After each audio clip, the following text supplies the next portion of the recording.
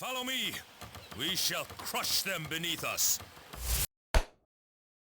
Welcome to another East versus West. This is also going to be a two-part. So I'm going to tell you about character creation, and we'll start with fantasy, and then we'll work our way with sci-fi, and then maybe online stuff. I don't know. Now before that, I want to let us react to Vera Dark. While there were a lot of really good games to release in 2024, we also saw some major problems within the industry. Quadruple A failures left, right, and center, tons of layoffs, and games journos being called out for their BS. And now an article has released titled "A Year of Questionable Game Journalism" that rips into these activists. I have a few different things to show off, but before I get into the topic, if you enjoy the content I create, check out the links in the description, join the community in my live streams, and consider supporting through Patreon or YouTube memberships. Now, of course, there were a lot of really good games to release in 2024. Don't get me wrong, Black Myth Wukong, Stellar Blade, Grand Blue Fantasy Relink, Princess Peach, Showtime,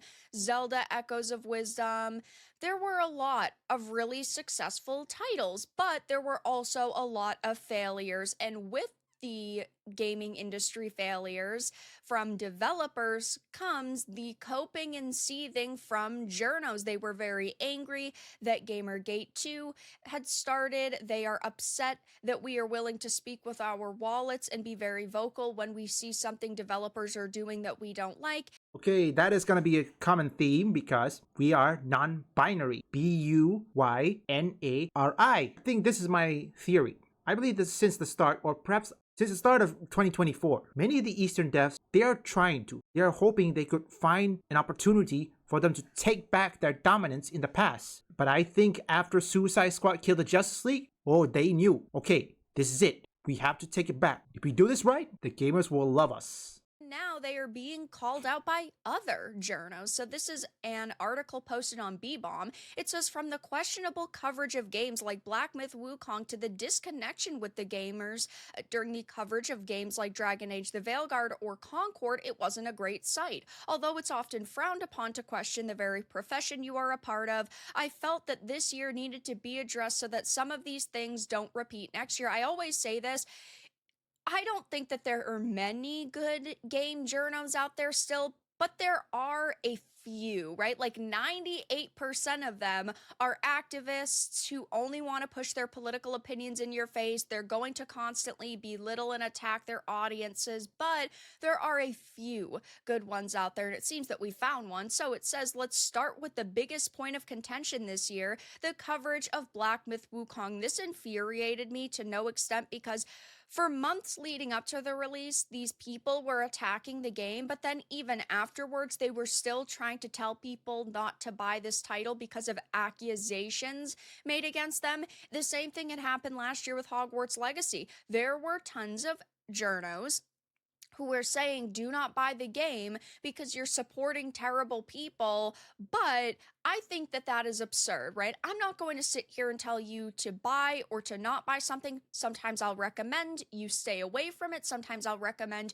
you do at least check it out, but I'm never going to sit here and tell an adult what to do with their money because of my opinion. I'm not going to sit here and say, you're a terrible person if you buy this or you don't buy it. That's stupid. That is true. I think these wokies should learn that the majority of people who play games are male and adults. They just want to find a good game where they can relax and escape from the real world. Escapism. It is escapism. Video game is an escapism. Why is it so hard to understand? Now for the next video, we'll continue forward in the next video. Here's the difference between the East and the West when it comes to character creation. Let's start with the fantasy. Unlike in the West, well, if you see Dragon Age Veilguard, there is trans surgery scar, pronouns, your gender, male, female, and non-binary. Whereas in the East, they don't have trans surgery scar. You can even make a good, diverse character. You can even make a black character, or in this case, a female, black, attractive character.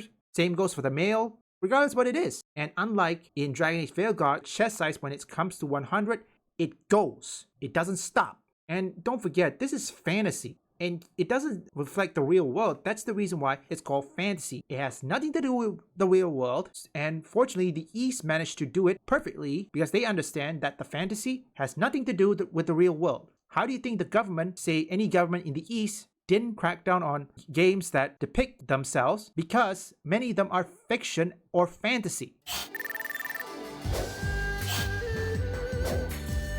You were most impressive. Surely your military skills will help guide us on the path to victory. I look forward to your continued efforts.